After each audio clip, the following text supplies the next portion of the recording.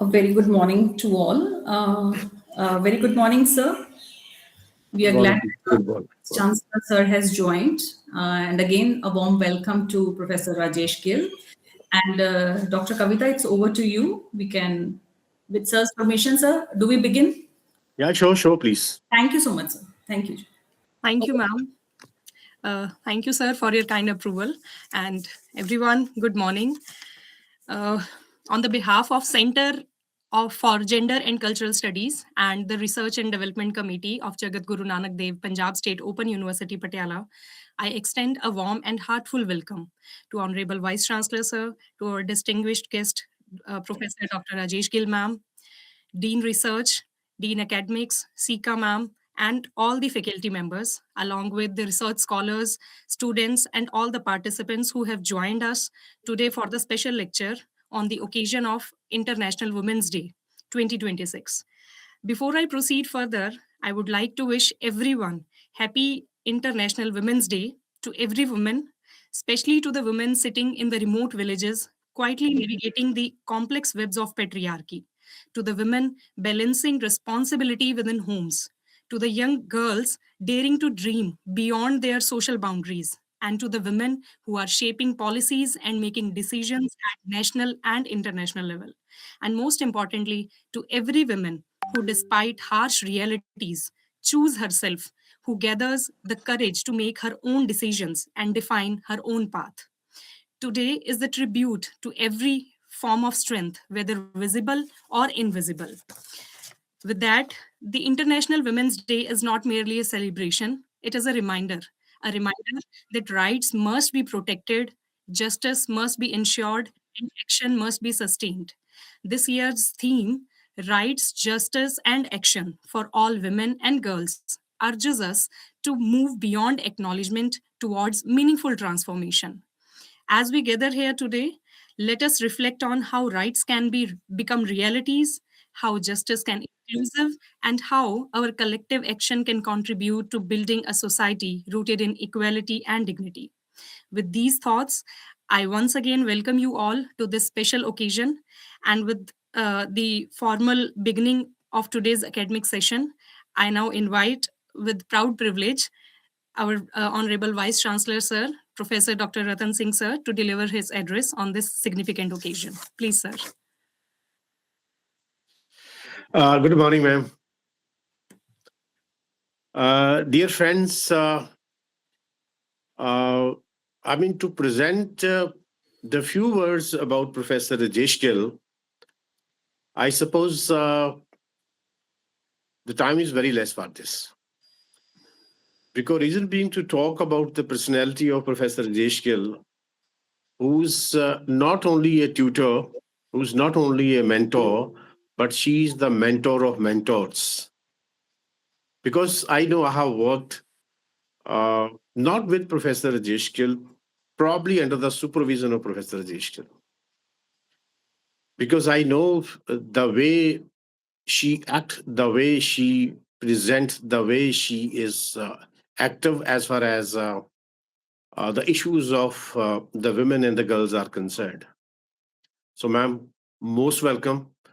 Because I know your words, it will be just a message and a pathway for our colleagues, for our faculty. And I'm very sure that whatever the pathways, the milestone you will create in your dissertation, and my teachers, my students, my colleagues, they will definitely learn from this thing.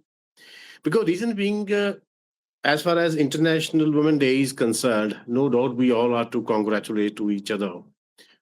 But the theme which they have fixed up is about right, justice, and action. Friends, talking about the rights, we know the rights are some liberties, these are some claims. And just to achieve these rights and the liberties or the claims, we better know that at the national level or at the international level, we have a plethora of rights, we have plethora of policies, we have plethora of legislations. But still, these rights are not getting its actions. These rights are not getting its execution. So similarly, now the question is whether there is a problem in between the rights and the executory bodies, or in between if there is an institution which is called as justice, whether there is a problem in that institution. Because when you talk about the rights, rights are the claims or liberties or facilities, but these facilities are to be executed, and this must be executed by a one body, that is the judiciary. No, talking on about justice, which is called as very fair, which is very just, which is a reasonable person, a prudent person thinks about what is just, what is wrong, what is right, what is wrong. So everything is very clear, because what I feel is about the rights, there should not be any concept of right, because once we are in existence as a human being, we are living in the lap of the nature, and where the birds are enjoying their rights, where the natural creature is enjoying their rights, similarly we all, irrespective of this sex, we all are enjoying, we have to enjoy, and we should enjoy, and there should not be any statutory rights or the constitutional rights or some other civil rights or the political rights. Right means right for all. But once we come into the life which is very uh, structured system of our, it may be political system, maybe social system, maybe economic system, maybe scientific system, with this, the things which we think of about natural creation, now this becomes as a social, a political, a cultural, or any other scientific creature, where we start dividing the rights. These are social rights, these are civil rights, these are political rights, but these rights to be executed. So once we believe that by just distribution, just mean which is reasonable, which is rational, which is fair, with the just distribution of what are the claims, what are the liberties one have, and once these are distributed accordingly, and just means there should not be any discrimination in between male and female, in between one sect or another sect. That is a just distribution. When we go unjust, then that becomes arbitrary.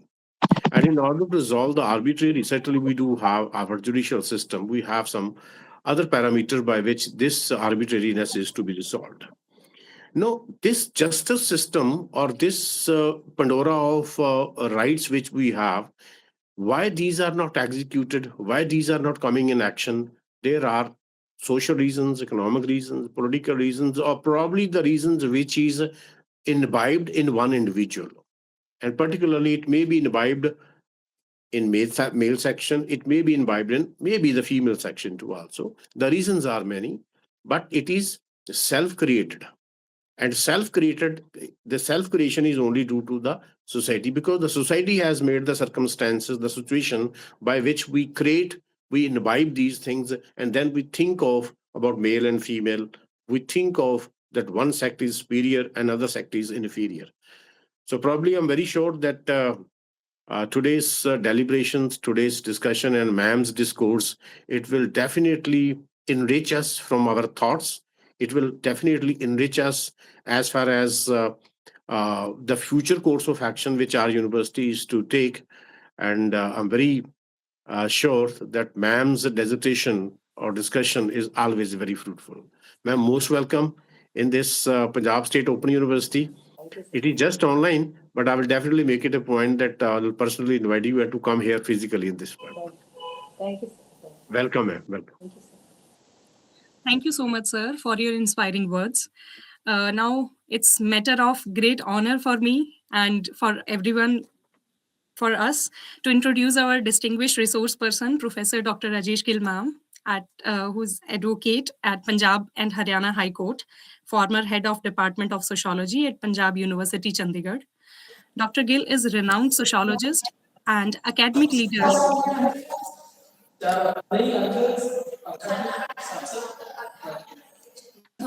Kavita, could you request the participants to keep their microphones on mute mode? Yes, ma'am. I request everyone kindly mute your mics. Sorry, ma'am. Dr. Gill is a renowned sociologist and academic leader whose work has significantly contributed to sociological scholarship, gender discourses, and rights-based approach in India. With more than 35 years of rich academic experience, she played a pivotal role in shaping critical discourses on gender, governance, culture, and social justice. Notably, she served as president of Punjab University Teachers Association for 3 consecutive terms. She has been a Senate member of Punjab University and has also been associated with key bodies such as Gender Sensitization Committee Against Sexual Harassment of the High Court, as well as initiatives like the Community Mentorship Program and District Child Protection Unit, Child Welfare Committee, UT Chandigarh. Through these roles, she has actively contributed to strengthening institutional accountability and social justice initiatives. Dr. Gill's scholarship spans a wide range of important themes, including slums and urban poverty, gender empowerment, local governance, corruption, and its correlates, Sikh philosophy, and gender issues. Her academic work has consistently engaged with questions of inequality, governance, and cultural structures in society. She has also served as visiting professor at several prestigious institutions, including Indian Institute of Advanced Studies, Shimla, the Center for Study of Social System at Jawaharlal Nehru University, New Delhi, and the Department of Sociology at the University of Mumbai, contributing to academic excellence and intellectual dialogues across institutions.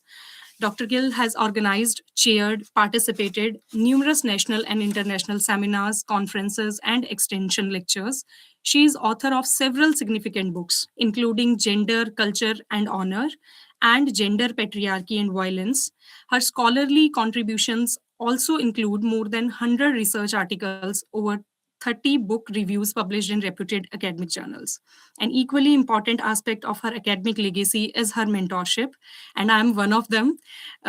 More than 45 scholars have completed their MPhils and PhD under her guidance, reflected her deep commitment to nurturing future generations of researchers. Ma'am, we are truly grateful to have you in this event for the special occasion of International Women's Day. Ma'am, please, floor is all yours. Thank you so much. Thank you very much. Good morning. Uh, Esteemed Professor Ratan Singh Ji, Vice Chancellor of Jagat Guru Nanak Dev Punjab State Open University, Patiala. Actually, it is a privilege for me, sir. I feel proud to have you leading this university in Punjab.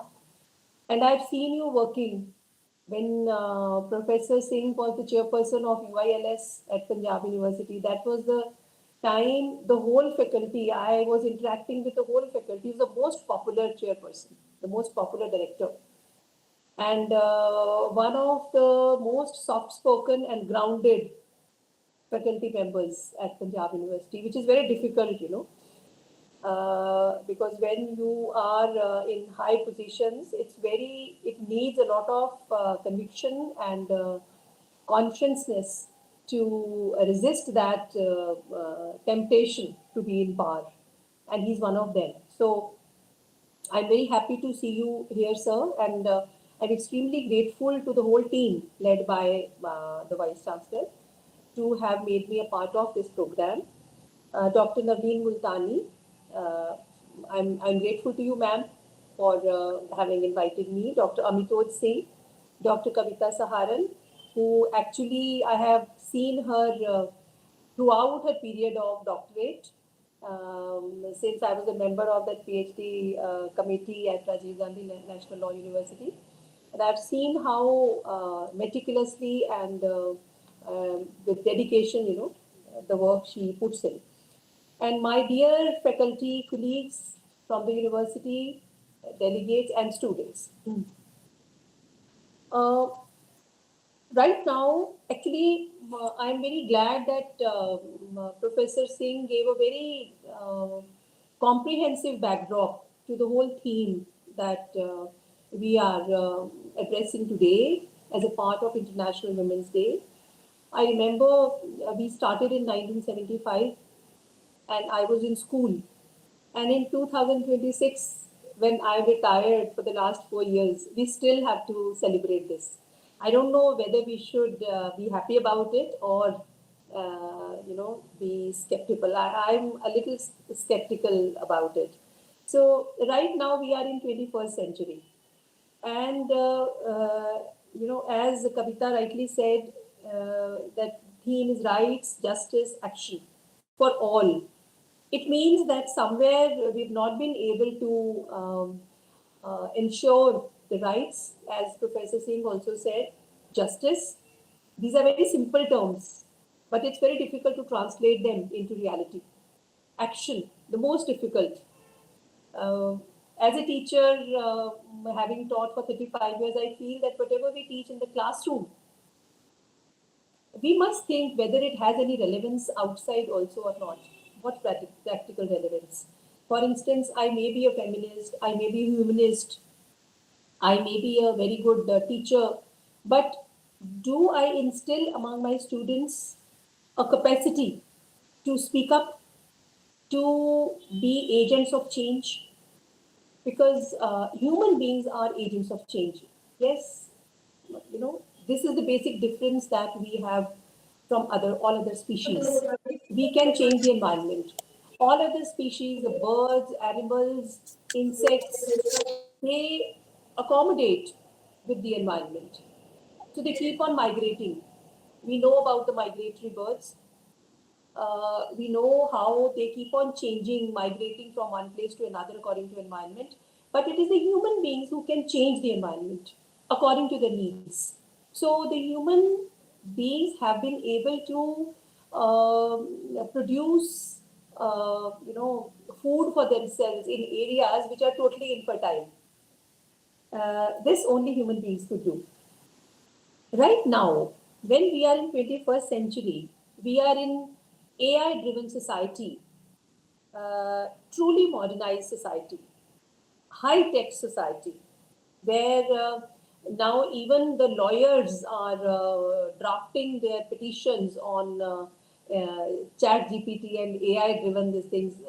There was a very interesting case in the Honorable Supreme Court where the judges have cautioned the lawyers to cautiously use AI because some of the judgments which they used uh, do not exist at all. So therefore, we are in a high-tech society. Look at the skyscrapers, look at the air traffic. The airplanes are packed as we used to have buses packed, when I was a student. So look at the way people are traveling, look at the digital technology, look at the digital payments, even the vegetable vendors, even, anybody, you go anywhere and he would prefer that you pay me on Paytm. So therefore, that kind of development we have had. Look at the internet and global connectivity. It is so inexpensive to talk to anybody sitting all over the globe. See how people are moving, migration all over the globe. But, and I also agree that there have been changes. There have been achievements. We have achieved a lot. That is why we are talking on this issue today. Otherwise, it would not have been possible for women, to be talking on this issue. But there is another side of the reality also, and that is that we still need to celebrate International Women's Day, which means, and more importantly, we still need to discuss rights, justice for all women. First, rights and justice and for all women. This clearly means that we have not been able to address the problems of all women. And that is why the concept of intersectionality has become so important. That is, in Indian context for that matter, uh, do the upper caste women and Dalit women, can you place them in the same platform? Can you place rural women and urban women on the same platform? Can you place rich and poor women on the same platform? And can you place highly educated and totally illiterate women on the same platform? And we know the answer. We know the disparities, huge disparities that exist. Uh, I have had the occasion to do field work in rural areas in the most advanced states of India, that is Punjab and Haryana. And the situation is bad. A large number of girls, young girls, adolescent girls, had never touched a smartphone or a computer.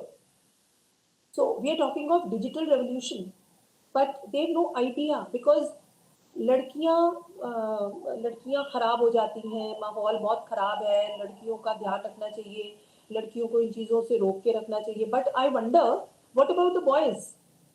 They can do anything.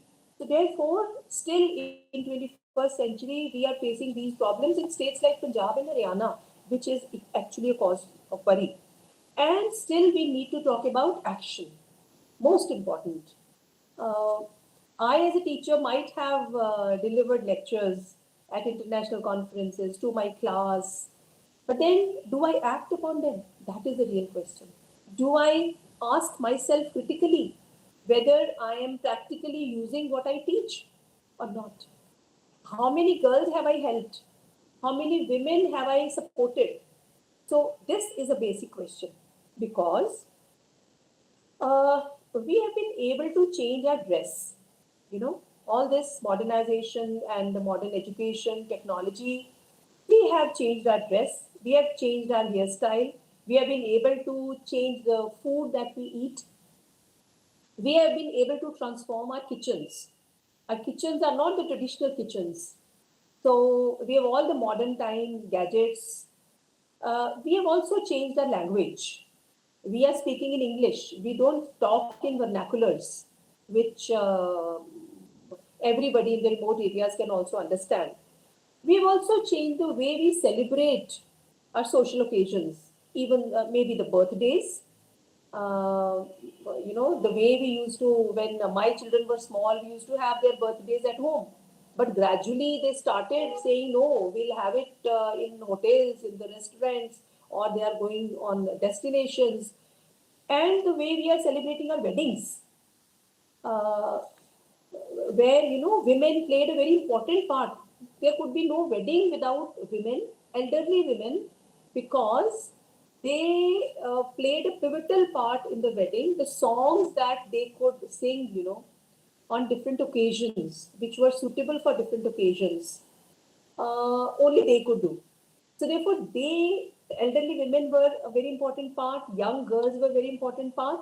But now, look at the weddings. Everything you can get on rent. So you've got a DJ that has replaced everything. Nobody sings any traditional songs. So you hire somebody who sings for you. So therefore, everything we adopted so quickly and so readily. We've changed everything. But we have failed to change the way we think. We are same over here. And that is the problem. When Vice Chancellor Saab was saying, that why we've not been able to execute the laws, why we've not been able to provide justice, it is because we have not changed here. And when I say we means all of us, men, women, all genders, and everybody, educated, highly educated, illiterate, rural, urban, all classes, all castes, all professions, teachers also. We think that we are teachers, we are gender conscious, we are gender sensitive. We think we are lawyers, we are gender sensitive. We think we are judges, we are gender sensitive. But so many instances, history has shown, demonstrated the insensitivity that we have, the gender insensitivity that we have, irrespective of whether I'm a man or a woman. And there are studies which show that at times, women employees, when they were asked, would you like to work under male bosses or female bosses? Most of the girls said we would like to work under male bosses because they are more sensitive, they are more empathetic. Empathy doesn't come with gender. Empathy, humanism, sensitivity, they don't come with gender. So therefore, please, so I feel very awkward that whenever we celebrate International Women's Day, whenever we have workshop on gender sensitivity, mostly we have women speaking to women. Actually, we need men to be talking about this. When a male talks on gender sensitivity and gender issues, an impact is made. And in the audience also, when there are more men and boys, that makes all the difference. So we have not come to that stage also in 2026. It is still a women issue which we hold. So therefore, I was just looking at the Global Gender Gap Report of 2025. Actually, where do we stand today? We should be knowing. Although, as a social scientist, I am not very fond of this quantification of the indicators. But still, we have an idea because 148 countries have been ranked by the World Economic Forum in Global Gender Gap Report. Every year they publish a report. And it is, appalling to see that India has slipped from 129th position in 2024 to 131st position in 2025. So we have moved down by 2 positions in the Global Gender Gap Report in 2025, which should be a cause of worry. And if you look at the countries which are above us, it is shocking. Small countries, which we don't even consider to be important, they are doing better than us. That is a cause. And we are above the countries which are the most gender insensitive. So out of 148 countries, India stands at 131, according to 2025 report. There are 4 indicators, but most important, economic opportunities. So in terms of economic opportunities, out of 148 countries, what is the position of India? It stands at 143, which is again, just 4 countries below us. And health and survival. So this shows a gender gap that we are at the bottom. We are at the bottom of the for 148 countries. Health and survival. Again, what is the gender gap?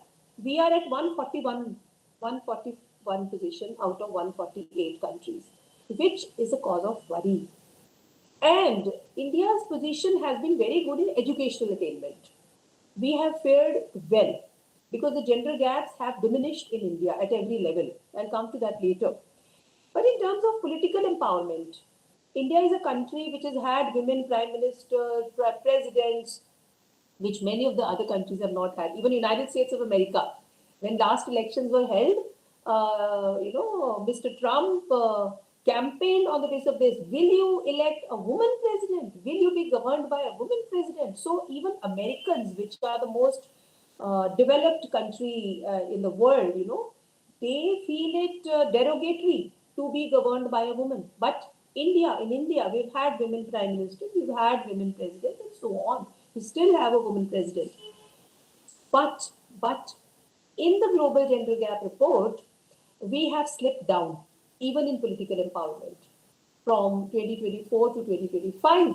And what is the reason? The reason is that the representation of women in ministries, in parliament, in government, in other political bodies, legislative bodies has come down a little. It should have gone up. I always feel that when women comprise almost 50% of the population, they should be 50% everywhere. But these are the symptoms, which need to be addressed. Now, coming back to gender parity in education, we have done quite well. We have performed quite well, whether in primary education, secondary education, even in higher education. In primary education, you have more girls than boys passing out. In secondary education, you have more girls than boys passing out. And I've had some experience talking to parents in the villages, especially in Punjab and Haryana, and girls are faring much better. Boys, Punjab ਦੇ ਵਿੱਚ ਮਾਂ ਦੇ ਲਾਡਲੇ ਹੁੰਦੇ ਆ ਮੁੰਡੇ। ਸੋ ਲਾਡਲੇ ਬੱਚਿਆਂ ਨੂੰ ਛੋਟੀ ਉਮਰ 'ਚ ਜੋ ਮੂੰਹੋਂ ਕੱਢਣ ਪਹਿਲਾਂ ਲੈ ਕੇ ਦਿਓ, ਕਿਉਂਕਿ ਉਹ ਘਰ ਦਾ ਚਿਰਾਗ ਹੈ, ਸਹਿਜ ਸਕੀਮੀ ਦਾ ਬੱਚਾ ਹੈ। ਮੱਸਿਆ ਦੀ ਰਾਤਾਂ ਨੂੰ ਮਾਵਾਂ ਠੰਡੇ ਪਾਣੀ 'ਚ ਇਸ਼ਨਾਨ ਕਰ ਕਰਕੇ ਦਰਬਾਰ ਸਾਹਿਬ ਉੱਤਰ ਲੈਂਦੀਆਂ ਨੇ। ਤੇ ਇਸ ਕਰਕੇ ਪੁੱਤਰ is a different type of concept in Punjab and Haryana and other states also, but I'm talking of Punjab at the moment. So ਪੁੱਤਰ ਜਿਹੜਾ ਹੈ ਉਹਨੂੰ ਮਤਲਬ ਛੋਟੀ ਉਮਰ 'ਚ ਉਹਨੂੰ ਸਮਾਰਟਫੋਨ ਲੈ ਕੇ ਦੇਣਾ and we saw in COVID-19 during COVID-19 that the girls who wanted to study, they wanted to attend classes. Boys had nothing to do with it. Girls didn't have smartphones. If a poor household had one smartphone, who will have it? We all know who is going to have it. And there was a very significant incident in Punjab, probably in Patiala, that there was a poor girl. She was a school-going girl. She was very fond of studies, and her father was a rickshaw driver. So she didn't have a smartphone. She was not able to attend online classes. Her father, with huge difficulty, could manage a second-hand smartphone for her. And once she was, going on the road, and somebody snatched her phone. She chased that person, fought it out, and brought her phone back. Because she said, "This is my life. I'll be finished. My father has managed it with so much difficulty." Now, these are the girls, and she will not be the only one. There are lakhs of girls who are made to drop out of schools, who are made to drop out of colleges merely because of the pressure. Even though they want to study, they can make the families proud, but families are not bothered. So therefore, education, yes.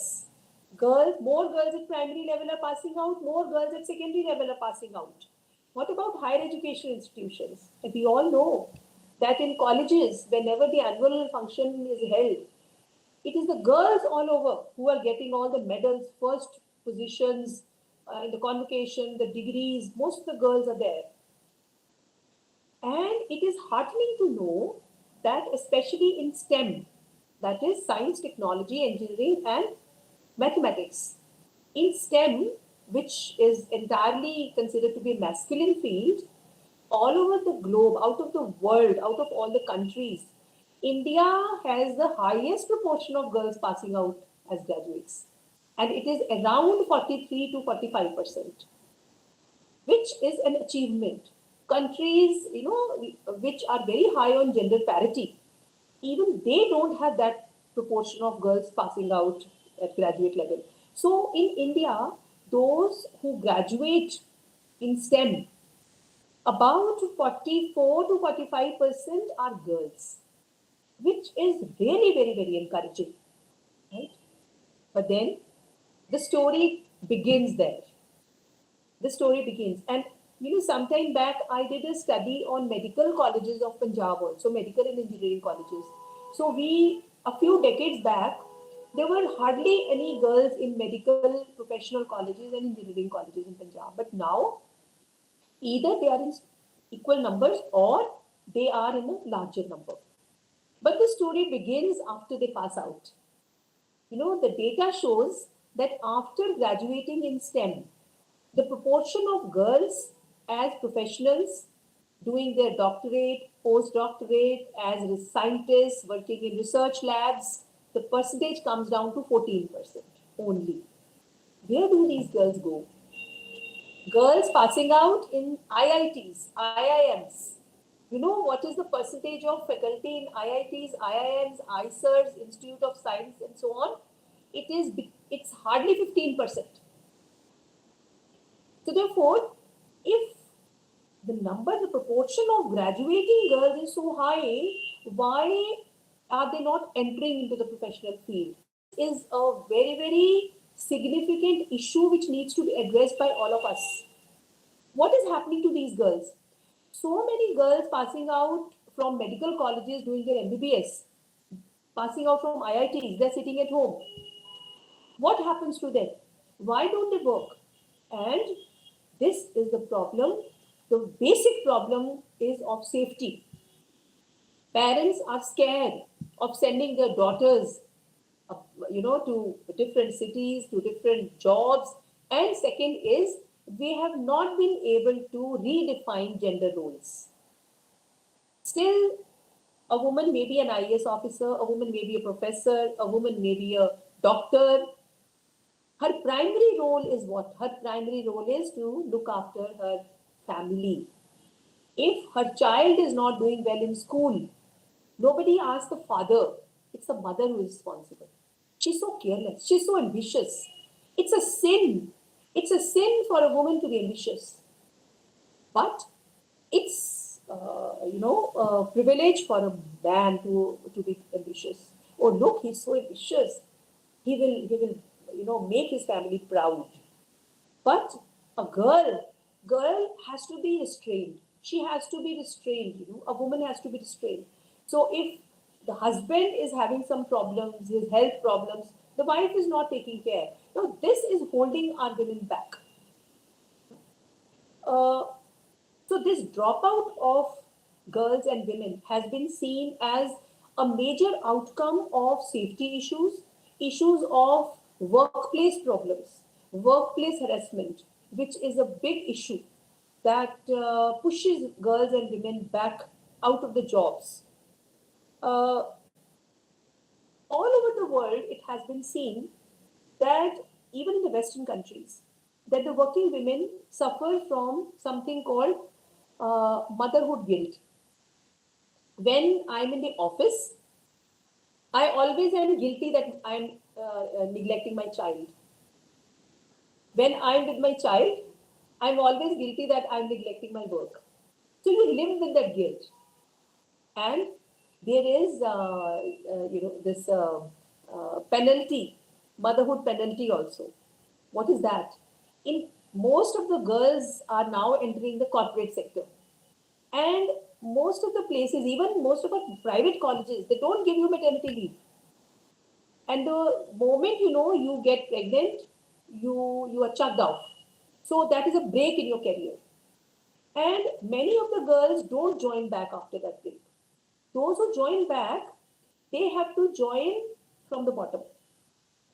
So therefore, they have to pay a penalty for being mothers. I would like to share with you an interesting case which came across in the media. There was a exam for medical, the post of nursing officers in a state of India, a government job. So a girl, young woman who cleared that test and who was found fit, she was to join, and she underwent her medical test. In the medical test, she was declared as provisionally unfit. Why? Because she was pregnant.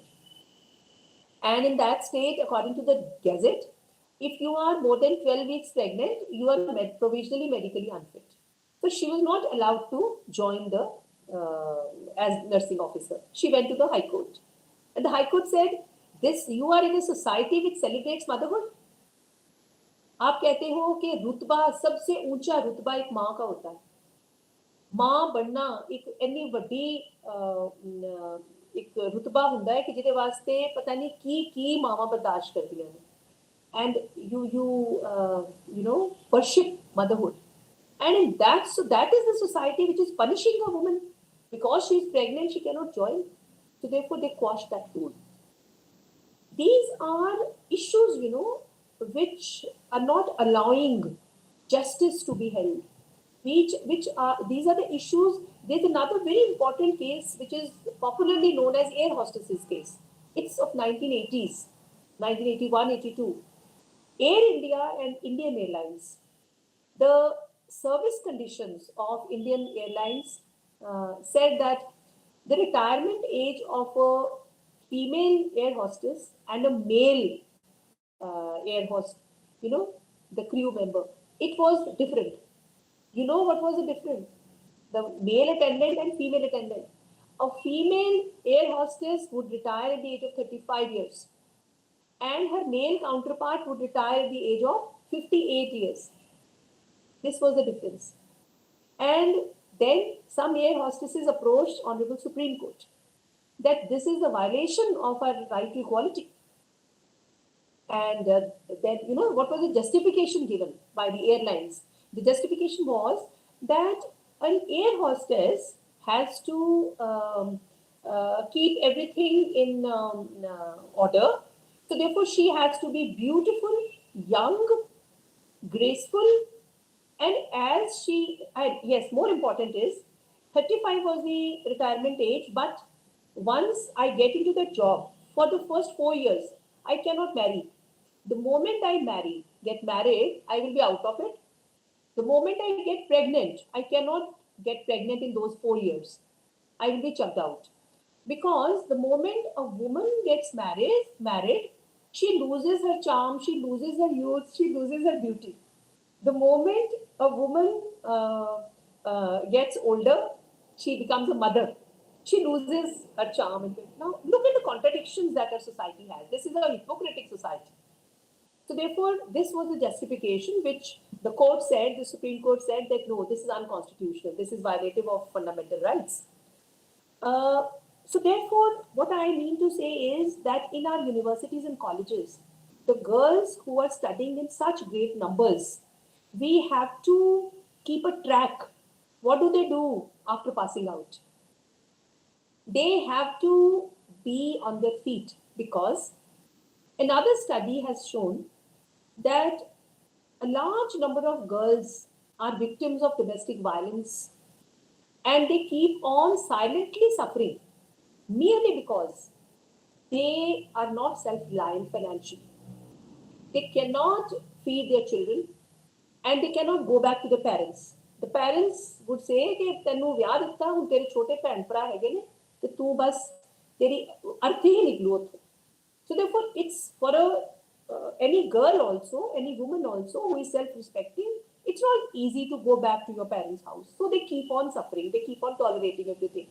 So therefore, it's very important that women join the workforce. And the data shows that in India still the female labor force participation is very, very low. It went down in COVID. It always goes down whenever there is unemployment, because it is the men, who would be preferred because they are considered to be the breadwinners. Maybe that the girls are breadwinners in a large number of households, but still society makes it mandatory for the men. And for women, it's not easy to be working. We have seen, change in girls. Many parents say that ਅਸੀਂ ਕੁੜੀਆਂ ਨੂੰ ਮੁੰਡਿਆਂ ਵਾਂਗ ਪਾਲ ਰਹੇ ਹਾਂ, ਮੁੰਡਿਆਂ ਵਾਂਗ ਪੜ੍ਹਾ ਰਹੇ ਹਾਂ, but ਮੁੰਡਿਆਂ ਦਾ ਕੀ ਕਰ ਰਹੇ ਹੋ?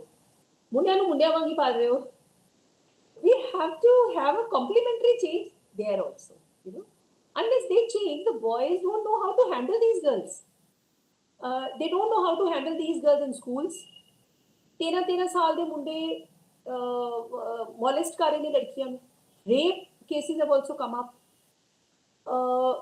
Then, at your workplace, the boys men don't know how to handle the women, how to modify their body language, their language, and how to deal with women.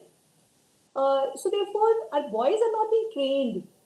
After marriage, they don't know how to handle a wife who is an independent, confident girl who knows how to take her decisions. So she can take a decision. She will not consult you. She may not consult you for every small thing.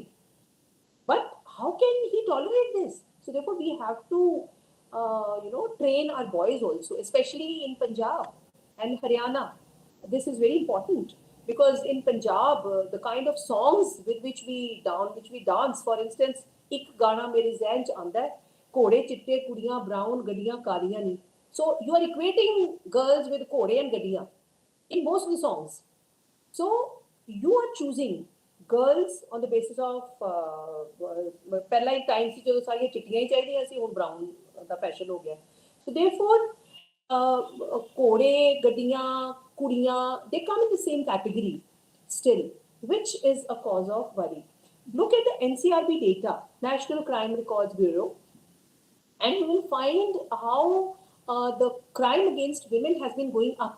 Even in cities like Chandigarh, the crime chart shows that the crimes are going up, despite the fact that we have enacted so many laws for the protection of women. Look at the Indian Constitution, beautiful Constitution we have. And more than 76 years, more than 75 years, we've had this Constitution. Right to equality, right against discrimination. You cannot discriminate on the basis of gender. You can practice any occupation. Nobody can stop you. Life and liberty. Look at Afghanistan.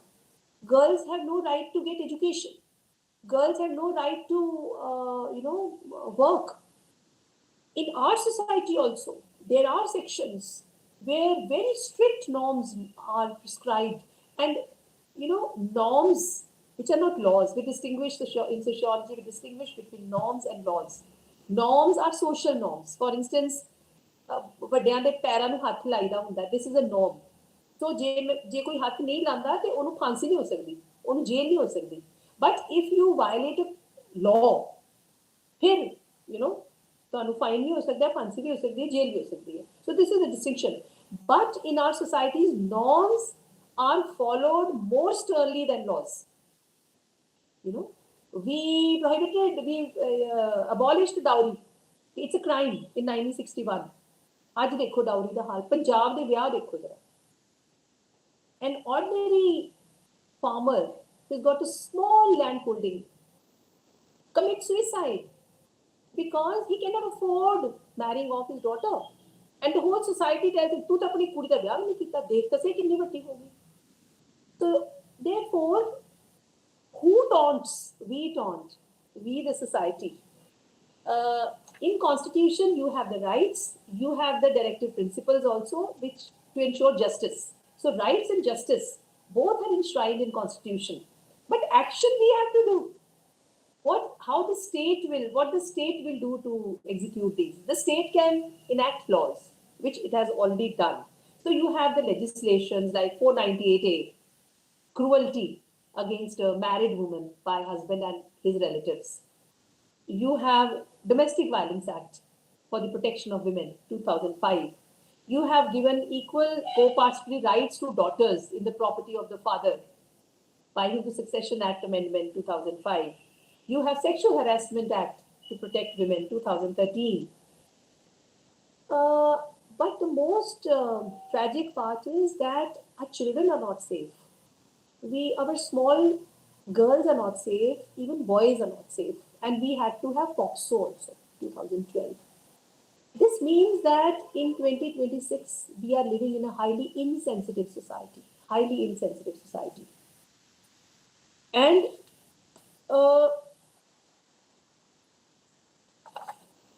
I was just looking at the situation in Punjab, and I found that at the moment, we are struggling so hard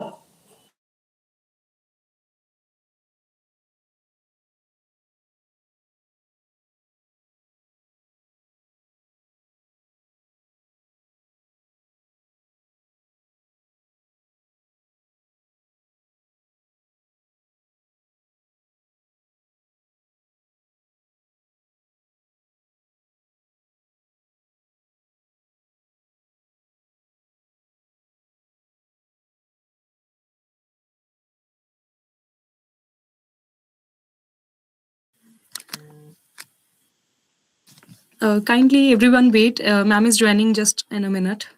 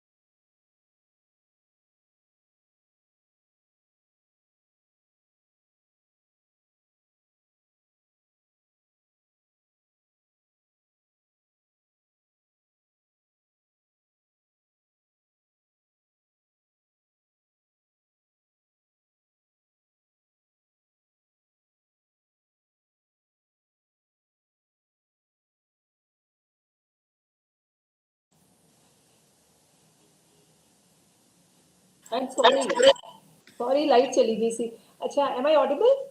Yes, ma'am, you are audible. Okay.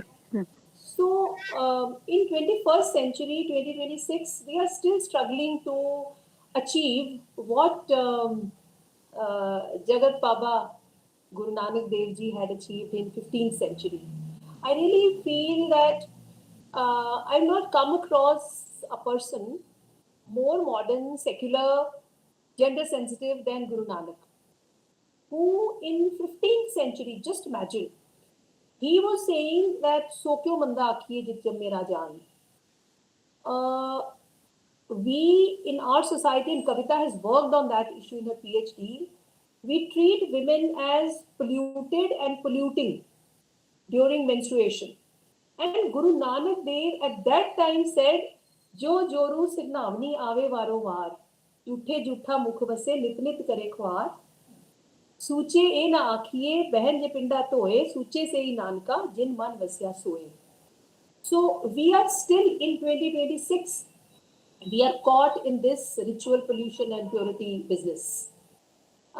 Still, women. I was talking to a woman professor at Punjab University, and she said that, "Madam, I am not allowed to sit in a puja if I am having my menstrual cycle." And we women accept it. No?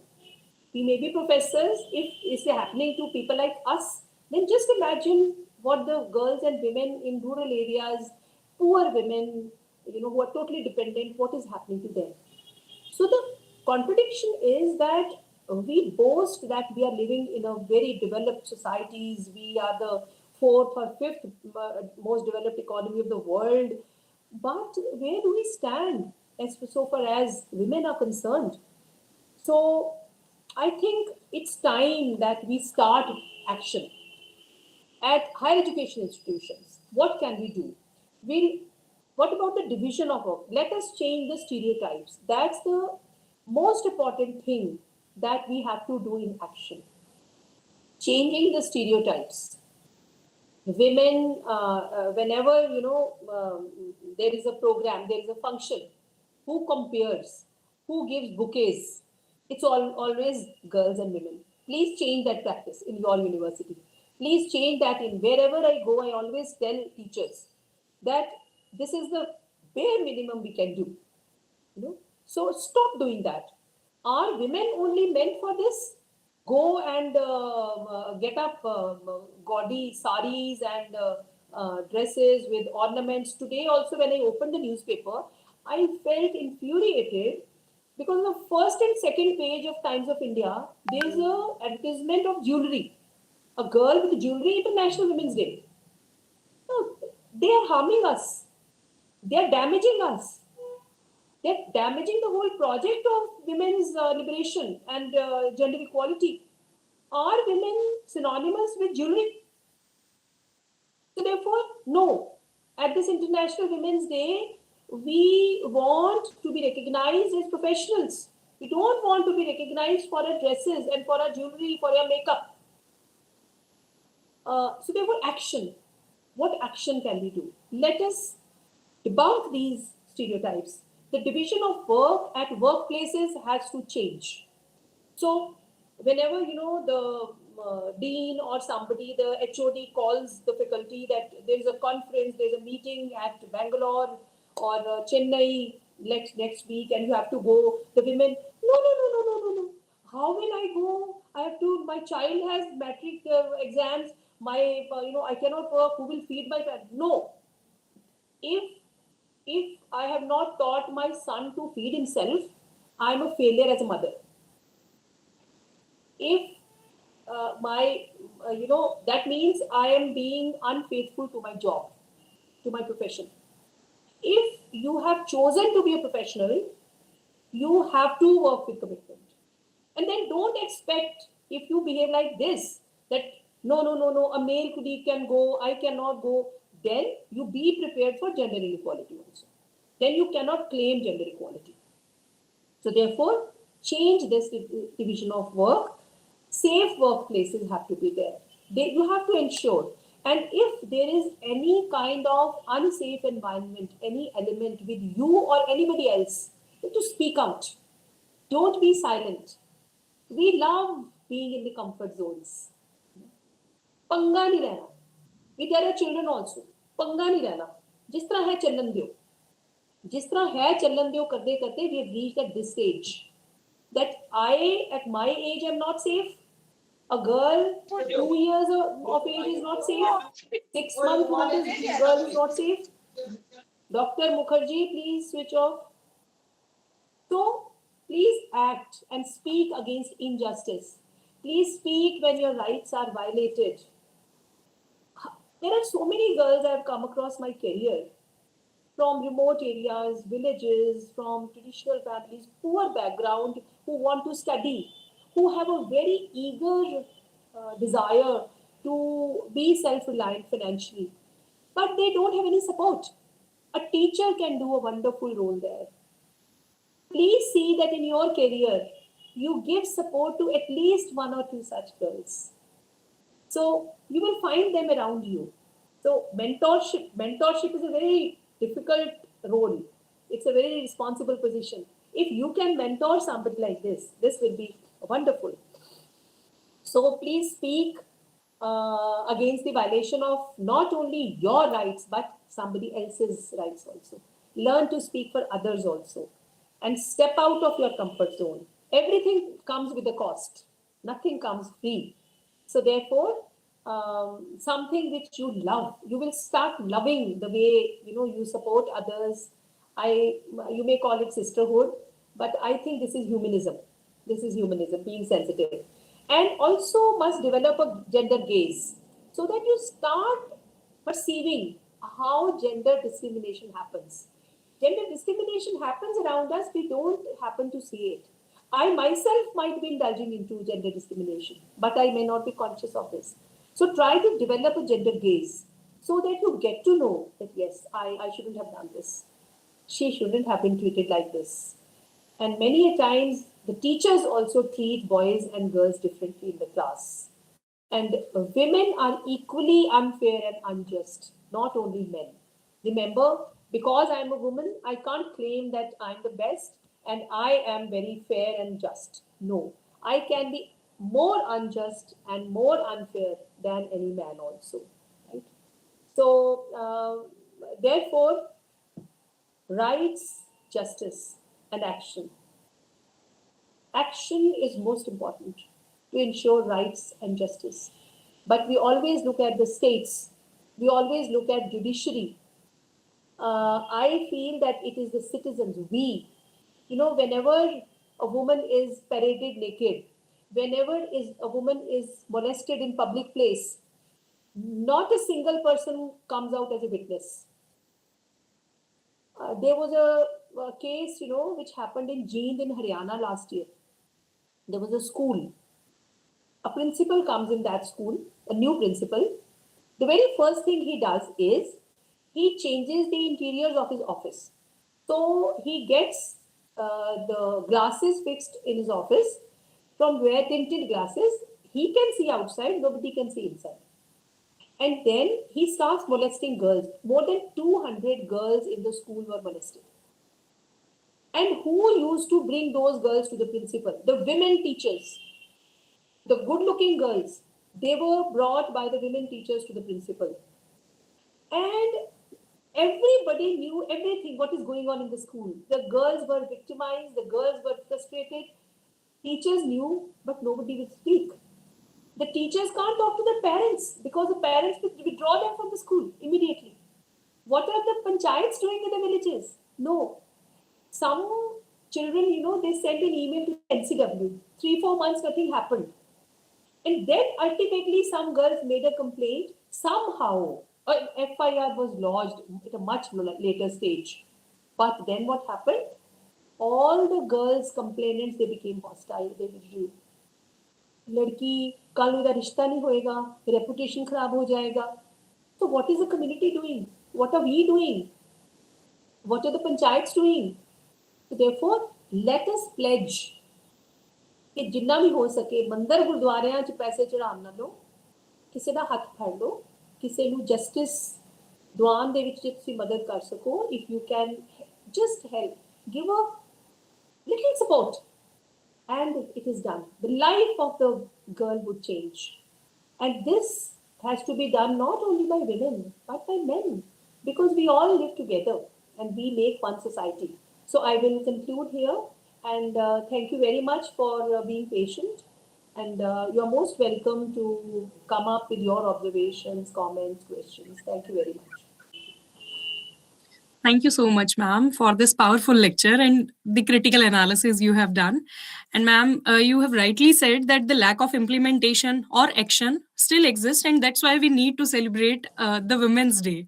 And this reflects and raises the question why men don't ask for celebrating Men's Day. And even we have Men's Day, but they don't celebrate it as we celebrate Women's Day. And it again reflects that we are still lagging behind injustice in all aspects of society, especially in politics, education, and justice system, and the social traditions more specifically. And we have seen many instances where politicians had make so many remarks that women are not competent enough to be in politics.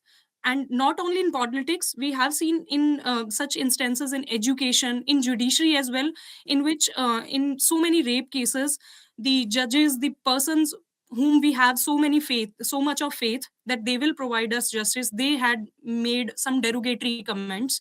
So yes, it's all about mindset. And being women, I think we need to start, as you rightly said, that we need to start this action to get justice for us. And with that, I request the participants, if anyone have any question, any query, you can ask to ma'am. The house is open for the discussion.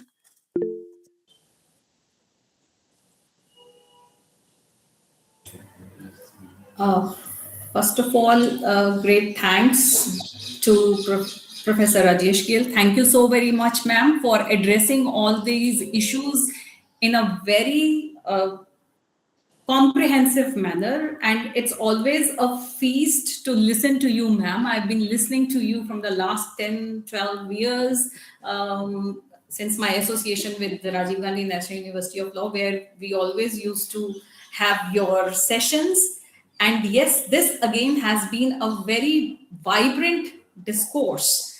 And whatever ma'am was talking, reminded me when I was just trying to think of one of the philosophers that I worked on during my PhD work, Michel Certeau, who talks about the spatial practices.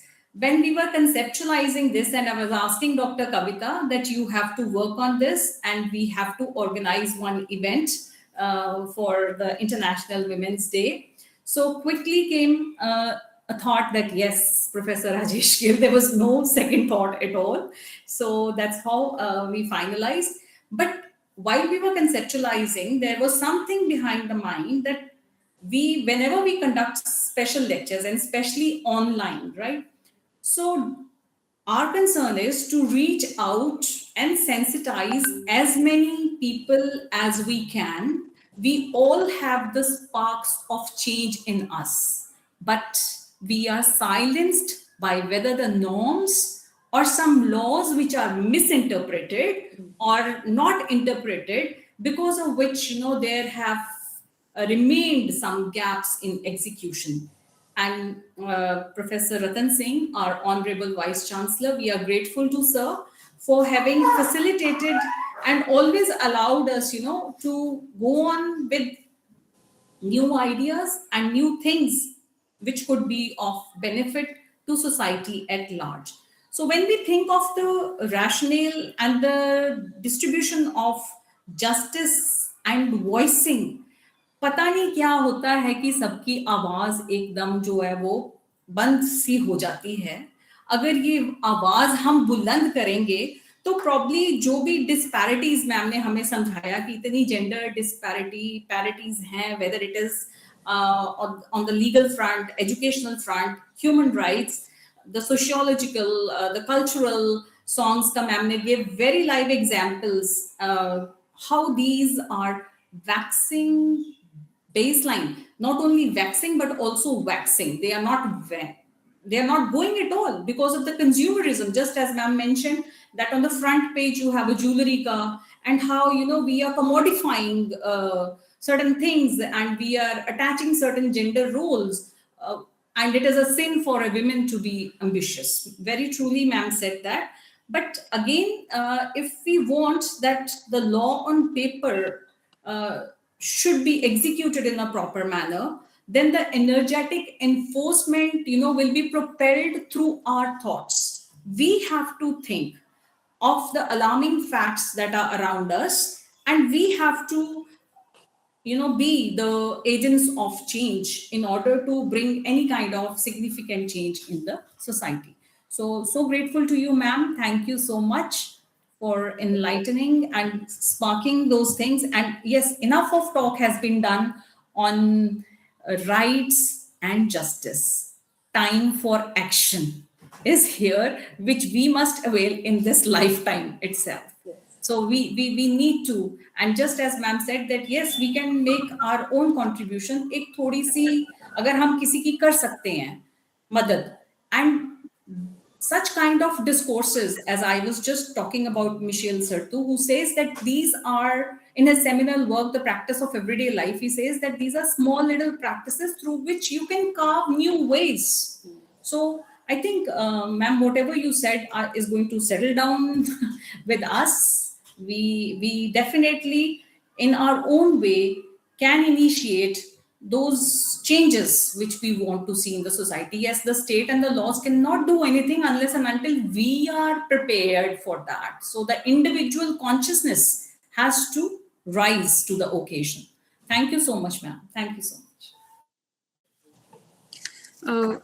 Ma'am, we have some questions which we observed during registration. Kindly allow me to Yes, speak please. those questions. There is one in the comments chat box also by Yes. Kirti Thapa. Yes, ma'am. Yeah, please go on. Please. So she asked, we all are gender insensitive, and there is a strong need for men to come ahead that can make an impact. The problem is that, as you know, we live in the time of high-tech society where artificial intelligence has taken control over every activity. Like what content we see, men are consuming content where they feel men are harassed and women are consuming content otherwise.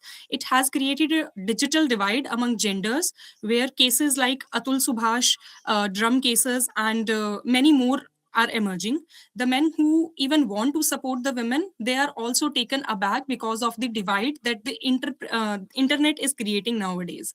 The reality is blurred, where self and the orientation towards one's gender comes in the way. How can we try to be gender sensitive in such cases? She's right. Actually, there is a lot of work, research work that has been done on AI. Even how towards the recruitment in corporate sector, the applications of candidates are sorted out, screened by AI. And there also, after all, the software is also what you have manufactured. And there also you find that it is gendered, that more men are screened out in comparison to female candidates. So you are right that most of the content that is, but then where is the rejection? Where is the resistance? For instance, I would like to take one example. When the budget was presented in Indian Parliament on the 1st of February, the Mrs.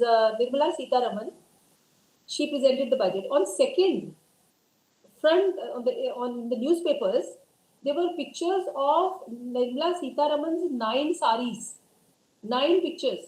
And this is the 9th budget she is presenting. First time she was wearing this sari, second, third. So there were 9 pictures, handloom saris.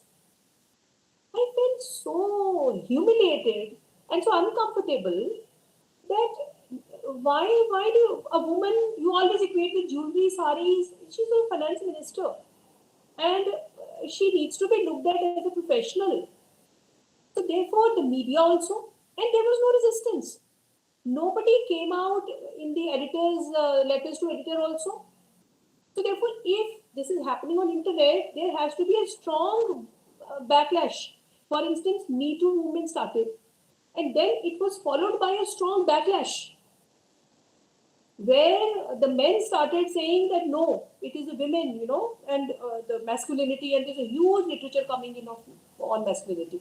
It's not that men don't face problems. No. When we highlight the problems faced by women, it doesn't mean that we are demeaning men. No. It is not men versus women problem, but it has been made to be like this. But then you have to write against it. You have to, this is a platform. Earlier, there was no platform where I could present my views. But on social media, you can always give out your, reactions, which should be given collectively. When women are fighting individually, it's a losing fight. So therefore, most of the women, when one woman stands up and she speaks out, decides to fight, other women cling to the men, because in gender issue, there is a strong element of power dynamics. Power is held by men. Even in universities, colleges, where the faculty, more women faculty are there. Vice chancellors, how many vice chancellors are women? How many registrars are women? Excepting the women's universities. So therefore, you have to see the power dynamics, the networking which women, politics, Madam Navleen talked about politics, politics is a dirty game. So it's not for women. So we also say that no, we are not into a dirty game. So you make it dirty and then flush out all the sensible people out of it. That's a strategy which is used. You will have to jump into the dirt to clean it. You cannot sit outside and just preach. Let it be cleaned, let it be cleaned. No. So therefore, there has to be a conscious action, therefore, is very important. Action, why should I keep waiting for others? Sometimes the state, the NGOs, this, that. No, nobody. I have to do my bit. And others will join.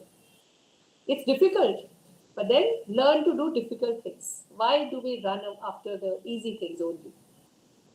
Other questions I would like to have others. Thank you, ma'am. Another question by one of the participants is, it is often observed that even educated women sometimes support leaders or ideologies that are criticized for limiting women's freedom. Does this reflect personal belief system, political ideology, social conditioning, identity politics, or different understanding of empowerment? This shows calculation. Whatever suits me, I'll jump to that. So where is the power? This is power dynamics. And it has been established that, you always cling to powerful people. So to hell with ideology, to hell with conscience, to hell with my own mental state, nothing comes there. We sometimes bow to very small benefits. Somebody puts me in a committee.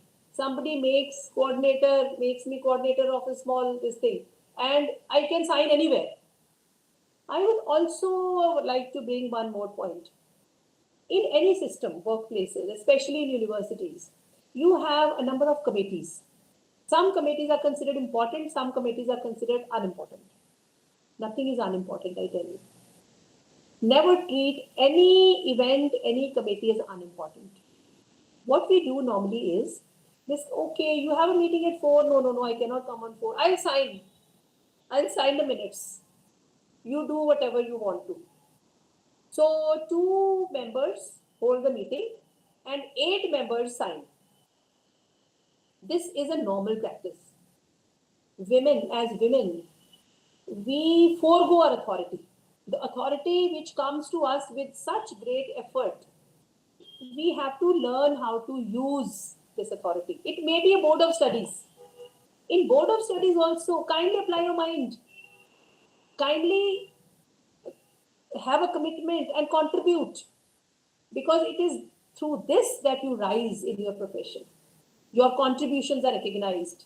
Gradually, you will see that some members in any system become very important. Because there are moments when some important proposals are to be made. Some important decisions are to be taken. Then the system looks for people who have a mind of their own, who have an innovative thinking. You should be one of them. So therefore, participate as responsible professionals.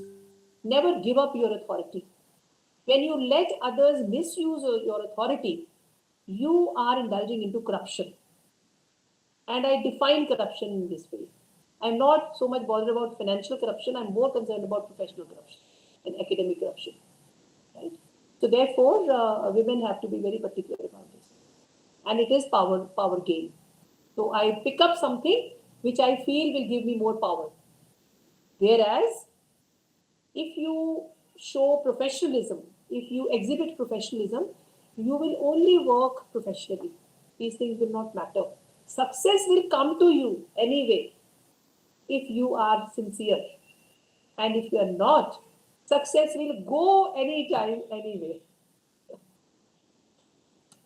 Thank you, ma'am, for answering this. One last question is how fair it is to say that feminism has taken a wrong turn and has turned toxic. But observing the current situations, it is evident that people has molded the true sense and soul of the idea. Feminism, when we talk of feminism, we think it is a mono reality. It is not. It is, there are feminisms. There are strides of feminisms. We are wrong when we say that this is feminism. So therefore, and you can never expect things to go on a railway line track. There will be variations, there will be diversions. So which feminism? Because there are so many, you can never, no ideology can be monolithic. And similarly, this also cannot be, and not unilinear. So therefore, have a different conceptualization of feminism. Treat feminism as feminisms. There are black feminism, for instance, has nothing in common with the other liberal feminism that we have. Because this feminism, for instance, Dalit feminism is going to be very different. Now we are having intersectionality in feminism, which is absolutely different. So therefore, my problems are not similar as the problems of my rural sister, who is completely illiterate, who doesn't have a penny with her, whose husband is not supportive. So many a times the women, if they get a good support in the husband, they're very fortunate. They keep on working professionally. So therefore, how you perform depends upon how much support you get. So therefore, feminism is not one. There is multiplicity. Right, ma'am. But I would like to add that if a man is supporting his wife, he is being tagged as Janani Thale Lag Gaya. So things have changed. Men have to be made stronger. yes, it's always contextual. It's not only कि लोग कहते हैं, जनानी खुद कहती है. बिल्कुल बिल्कुल ट्रू मैम. कपड़े सुकने पाने हैं तो चोरी चोरी पा दो. खाना सारा बेचारा वो बनाता है तो दिखाती हुए कि मैं खाना बनानी है. So therefore, both ways. It is both ways. Yes, but it is because you are concealing. But now things are changing. And I've seen many rural couples, rural boys who work. And ये urban rural का भी फर्क नहीं है.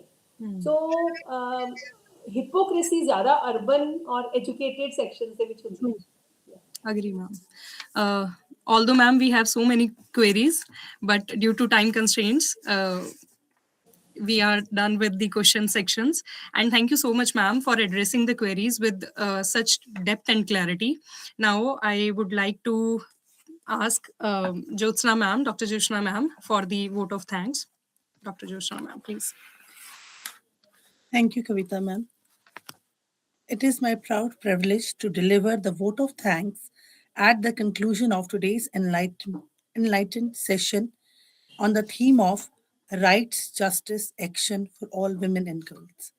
First and foremost, I extend my heartfelt gratitude to our Honorable Vice Chancellor, Sir, for his inspiring address and for constantly encouraging academic dialogue on such important social issues. I would like to express my special thanks to our distinguished speaker, Professor Dr. Rajesh Gilji, advocate at Punjab and Haryana High Court. Her insightful thoughts and valuable perspective on the rights, justice, and action for women and girls have truly enriched our understanding and inspired all of us. I would also like to thank Dr. Navleen Multani Ma'am, Dean Research, for her thoughtful observations that has helped us reflect more deeply on the discussion of the day. I extend my gratitude to all the participants for their involvement. Lastly, I thank the organizing team and everyone who worked behind the scenes to make this program a success. Thank you very much. Thank you, ma'am. Thank you for your insights. Thank you, everyone, Thank you very much. for joining the session. I request every participant to kindly fill the feedback form posted in the chat box. Thank you, ma'am. Thank you very Thank you. Okay, ma'am.